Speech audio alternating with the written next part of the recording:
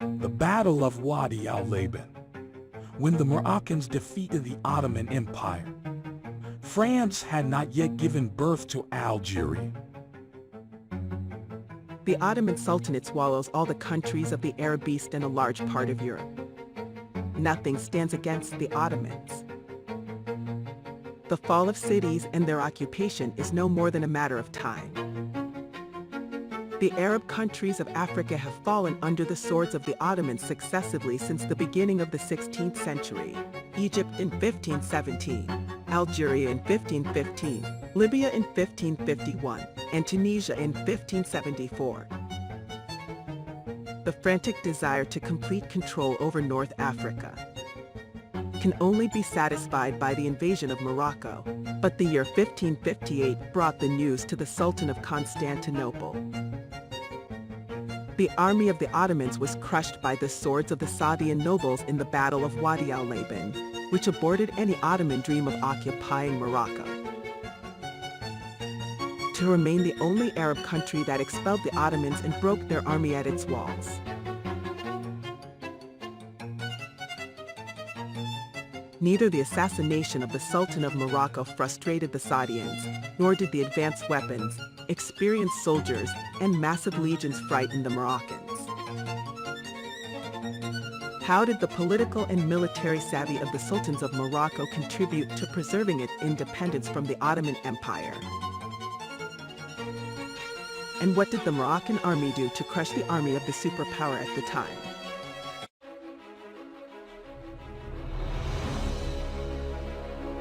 The story of the disobedience of the Saadi nobles to the Ottomans began in 1550 when the Saadi Sultan Abu Abdullah Muhammad al-Sheikh attacked the city of Fez and expelled the Banu Wadis from it, who accepted subordination to the Ottomans and preached in the name of the Ottoman Sultan Suleiman the Magnificent over its pulpits. So Abu Abdullah Muhammad al-Sheikh went to Algeria, intending to expel the Ottomans from it. So he besieged Tlemcen. So he entered it in 1551 after besieging it for almost 9 months and banishing the Turks from it. And his rule prevailed until Wadi Kli.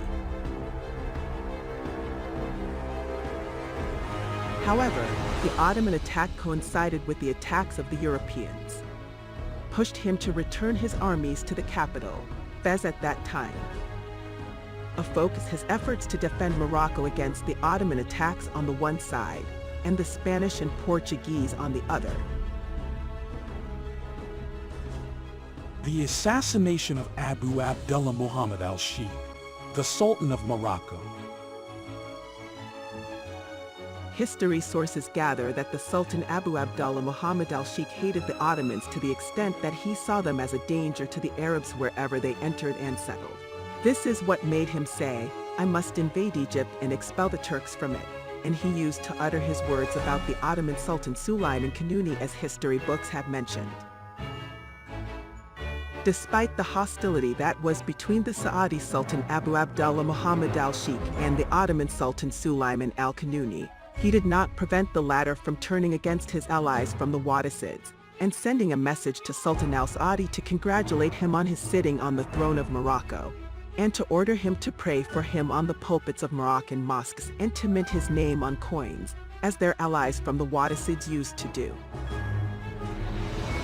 Sultan al-Saadi did not have the effect of this message, except to answer him saying, "I have no answer for you until I am in Egypt, God willing.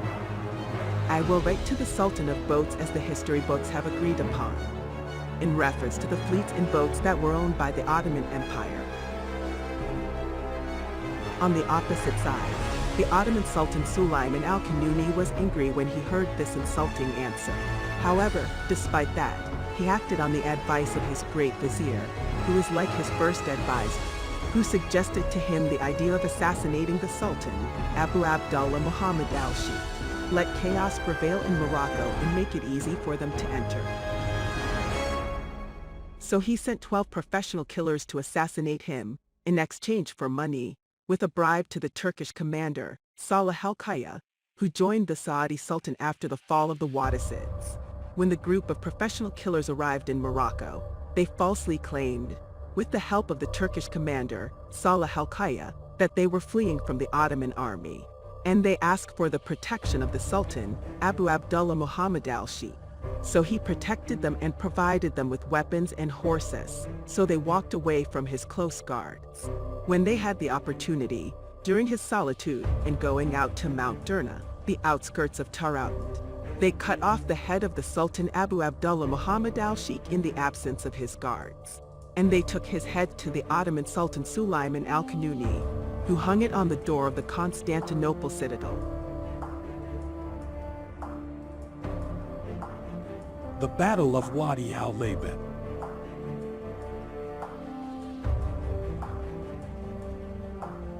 As soon as the Ottomans got rid of the Saudi Sultan Abu Abdullah Muhammad al-Sheikh, they prepared to invade Morocco and annex it to the Ottoman Sultanate. The Saadian nobles did not raise the flag of surrender.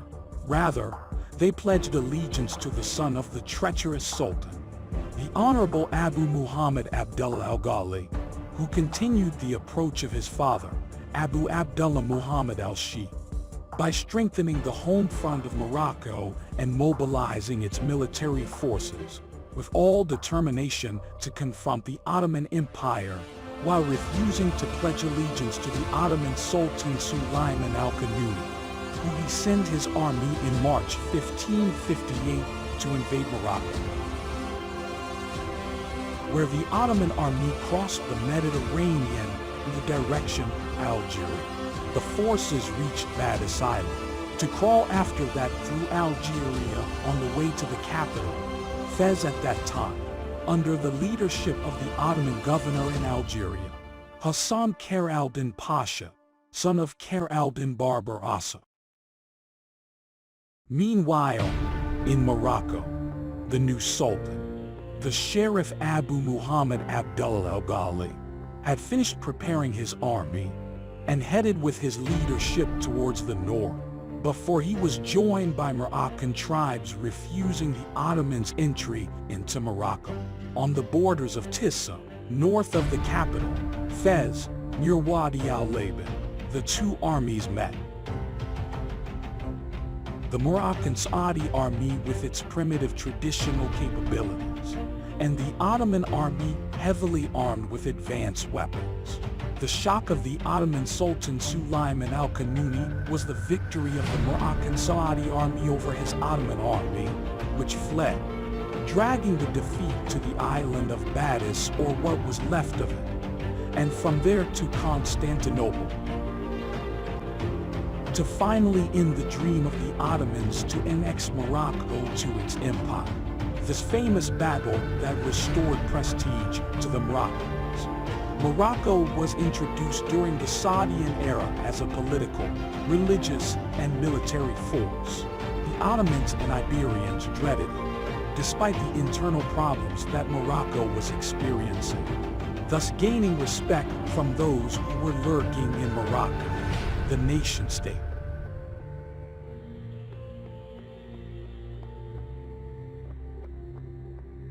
The purpose of extending the Ottomans' control over Morocco was not with the aim of restoring the glories of Andalusia as the Ottoman history books tell, or as some Arab YouTubers claim in some of their videos, with all due respect to them. Rather, it was aimed at extending control over all of North Africa. If their words were correct, then they were in Algeria. And we all know that Algeria is close to the Iberian Peninsula. They were to move to restore the glories of Andalusia. Why didn't they? The Turks had no legitimacy to extend their control over our Arab countries. Yes, the Ottomans remain Muslims as well, but this does not give them the right to rule the Arab countries. The simplest proof of this is the handing over of the keys of the Arab countries one by one to the imperialist countries such as France and Britain in the first test.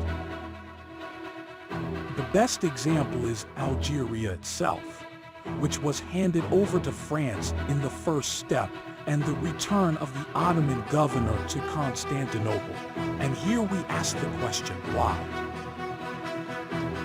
The answer is simple, because because he has no jealousy over this country, because he does not belong to it. Here we must evoke what the Sultan of Morocco, Mohammed V, may God have mercy on him, did during the French protectorate. He remained steadfast despite what he suffered from exile and so on, and the people gathered around him and resisted the colonizer. In this regard, it must be said, religion, civilization, history, and traditions remain what give you your personality and identity. This is Dear Morocco, gentlemen.